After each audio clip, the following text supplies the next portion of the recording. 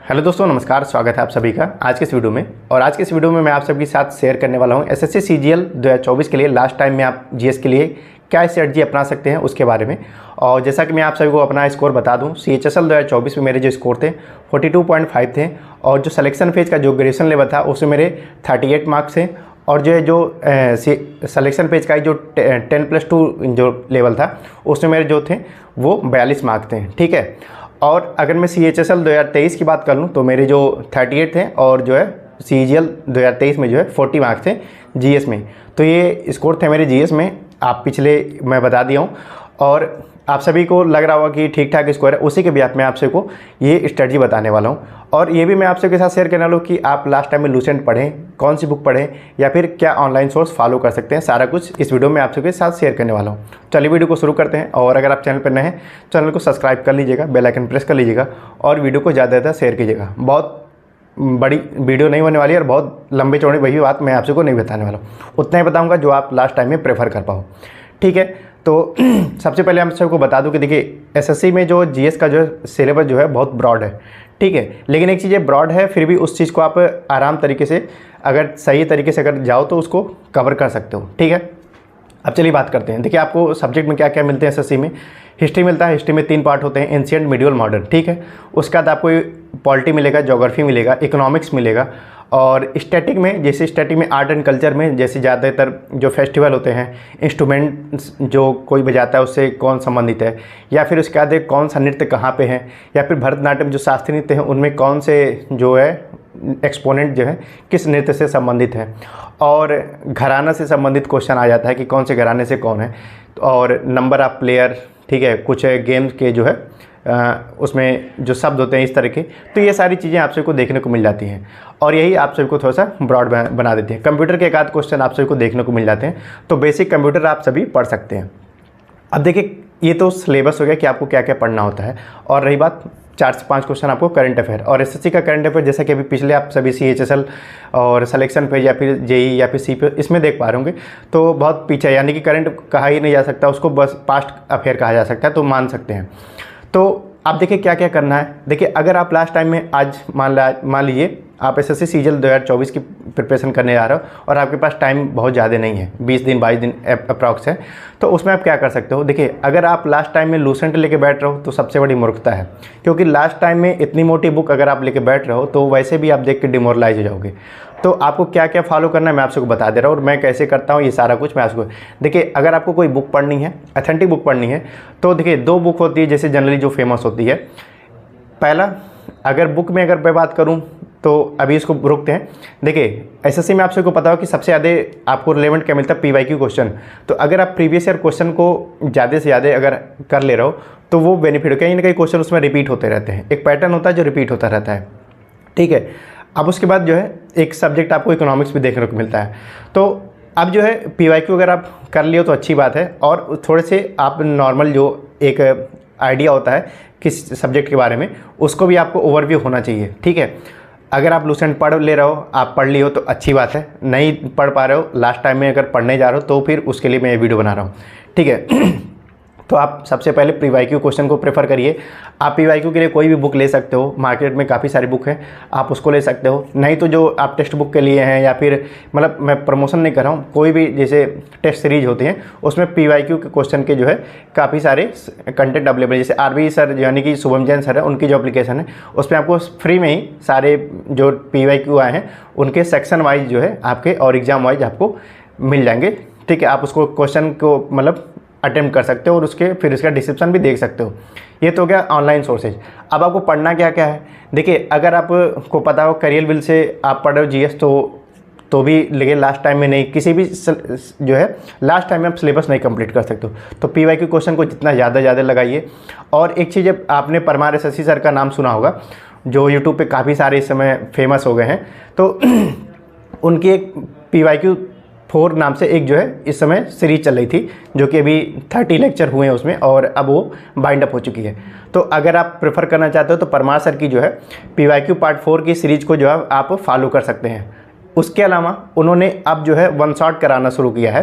One shot lecture यानी कि एक वीडियो में एक पूरे सब्जेक्ट को कंपाइल कर देंगे, जिसमें 2-3 हो गए, आई थिंक केमिस्ट्री हो चुका है और ज्योग्राफी हो चुका है और पॉलिटी हो चुका है। तो उसको आप ज़रूर पढ़ सकते हैं। अगर आप बुक नहीं पढ़ना चाहते तो वन शॉट लेक्चर आप पढ़ लीजिए वो, और उसको बार बार रिवाइज कर लीजिए। ये आपके लिए बहुत बेनिफिट होने वाला है। ये हो गया ऑनलाइन सोर्सेज, और वे सेलेक्टिव सोर्सेज है। अगर आप नहीं बुक कोई पढ़ पा रहे हो तो आप PYQ सीरीज का जो पार्ट 4 है उसको पढ़ लीजिए, और वन शॉट लेक्चर को आप एकदम दिमाग में बैठा लीजिए। ये आप कर ले रहे हैं तो आपको GS में और कोई दिक्कत नहीं होने वाली।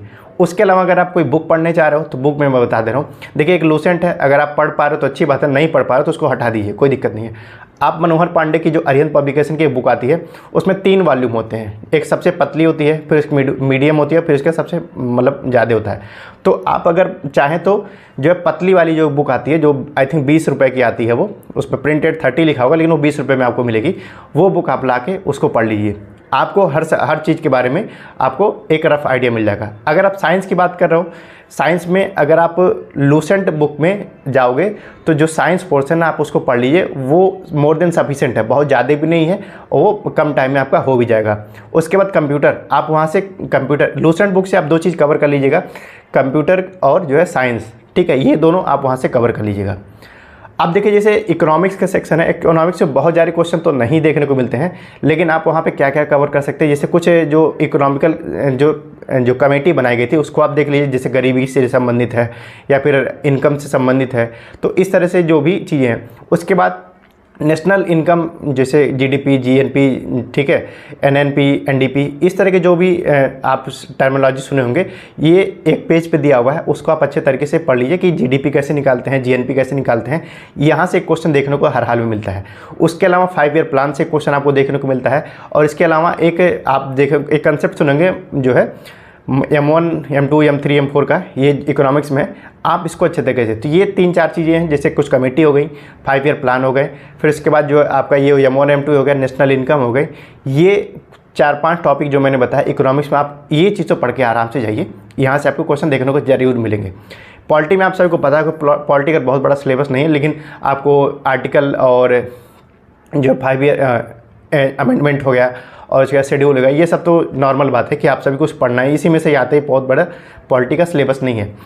और रही बात हिस्ट्री में, तो हिस्ट्री में आप बहुत ज़्यादा अगर प्रेफर करना चाह रहे हो, वैसे तो लगभग सेम ही आता है, लेकिन आप अगर नहीं करना चाह रहे हो तो मॉडर्न हिस्ट्री और जो है मिडल हिस्ट्री को कम, लेकिन एंशिएंट हिस्ट्री को आप ज़्यादा प्रेफर कर लीजिएगा, ठीक है।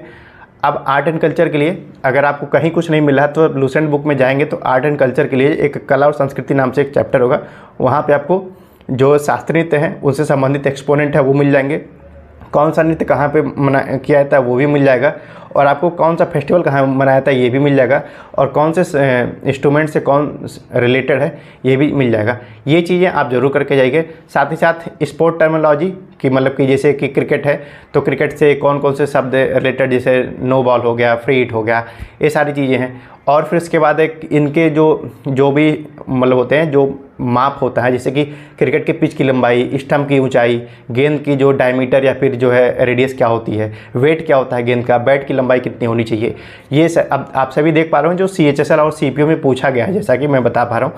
और सिलेक्शन फेज में भी देखने को मिले इस तरह की फुटबॉल है, फुटबॉल की गेंद की जो है जो बॉल होती है उसका जो रेडियस या फिर जो है डायमीटर क्या होता है, उसका वेट कितना होता है, फुटबॉल की जो गोल होती है 2 गोल पोस्ट के बीच की दूरी क्या होती है, फिर गोल कहाँ से करते हैं उसकी मिनिमम दूरी कितनी होनी चाहिए, उससे संबंधित जो है पेनल्टी कॉर्नर जो है, इस तरह की चीज़ें आपको देखने को मिलेंगी, तो आप वहाँ पे देख लीजिएगा। अभी जो है रिसेंट में आपको देखने को मिला कि जो बैडमिंटन है, बैडमिंटन के जो नेट होता है, ज़मीन से नेट की ऊंचाई, जैसे नेट ऐसे होता है ना, यहाँ ज़मीन होगी, फिर यहाँ से नेट स्टार्ट होगा, नेट यहाँ से फिर एक चौड़ा हिस्सा होता है, लेकिन ये जो यहाँ से ज़मीन से इतनी ऊंचाई कितनी है ये पूछता है। तो ये चीज़ें आप ज़रूर करके जाइए। और स्पोर्ट्स से जो टर्मिनोलॉजी है इसको भी आप देख, ये स्टैटिक चीज़ें इसलिए मैं आपको थोड़ा सा बाइफर्केट करके बता रहा हूँ, तो ये चीज़ें आप देख लीजिएगा कि किसकी क्या लेंथ है, क्या ब्रेथ है, ये सारी चीज़ें आपको पता होनी चाहिए। जैसे आप टेबल टेनिस होता है, टेबल टेनिस में जो पूछता है कि जो माप होता है उसका क्या होता है, 2.74 होता है, तो ये आपको पता होना चाहिए, 74 मीटर होता है। तो ये चीज़ें आप ज़रूर पढ़ के जाइए। और लास्ट टाइम में मैं यही कहूँगा कि आप लूसेंट या फिर कोई बुक मत पढ़िए, लेकिन अगर आपको पढ़ना है तो मनोहर पांडे की जो पतली वाली बुक है वो आप ले लीजिएगा। देखिए कोई प्रमोशन नहीं है, मैं आप सबको इसलिए बता रहा हूँ कि लास्ट टाइम है, इसलिए क्या आप प्रेफर कर सकते हो।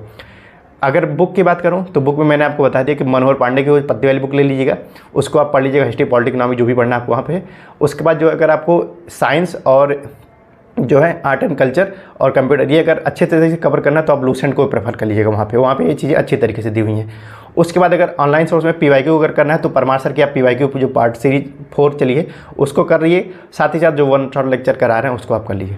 इतना आप कर ले रहे हो तो आपको GS में एक अच्छा स्कोर देखने को मिलेगा। मैं ये नहीं कहूँगा कि आप अगर आज से तैयारी शुरू करो तो आज ही आप क्या नाम है 50 में 50 ला सकते हो, हाँ, लेकिन 50 में 50 लाना बहुत आसान काम भी नहीं है GS में। लेकिन एक चीज़ है कि आप अच्छा स्कोर कर सकते हो अगर आप इन्हीं चीज़ों को जो मैंने बताया शिद्दत से अगर आप कर ले रहे हो तो हर हाल में आपके 30+ स्कोर देखने को मिल जाएंगे, 30-35 ये आपको देखने को मिल जाएंगे, लेकिन आप अच्छे तरीके से करोगे तो ये रहा स्ट्रेटजी। और वीडियो अगर आपको अच्छी लगी तो वीडियो को लाइक भी कर दीजिएगा, चैनल को सब्सक्राइब कर लीजिएगा और वीडियो को ज़्यादा से ज़्यादा शेयर कीजिएगा ताकि हर स्टूडेंट तक ये बात पहुंच पाए हमारी। और कमेंट करिएगा ताकि वीडियो को रीच मिल सके, कुछ भी कमेंट करिए, मतलब एक आपको वीडियो कैसा लगा, आपकी स्कोर क्या बनने हैं जनरली GS में, तो ये सारी चीज़ें अगर आप बताएंगे तो थोड़ा सा वीडियो को रीच मिलेगी। और वीडियो को लाइक भी कर लीजिएगा, चैनल को सब्सक्राइब कर लीजिएगा। इसी तरह एक ऑथेंटिक वीडियो मैं आप सबको देने वाला हूँ कि आप जैसे कुछ लोग अभी करियर विल और परमार सर में कन्फ्यूज हैं, ये मैं कल एक वीडियो बनाने वाला हूँ, उसमें आपको अच्छे तरीके से बता दूँगा कि आप लास्ट टाइम में क्या इन दोनों में से क्या चीज़ प्रेफर कर सकते हो। ठीक है, तो इस वीडियो में इतना दोस्तों, थैंक यू और उम्मीद करता हूँ आप सभी चीज़ों को समझ चुके होंगे। तो मिलते हैं अगले वीडियो में एक नए अपडेट के साथ और अच्छे तरीके से प्रिपरेशन करिए। ठीक है, थैंक यू।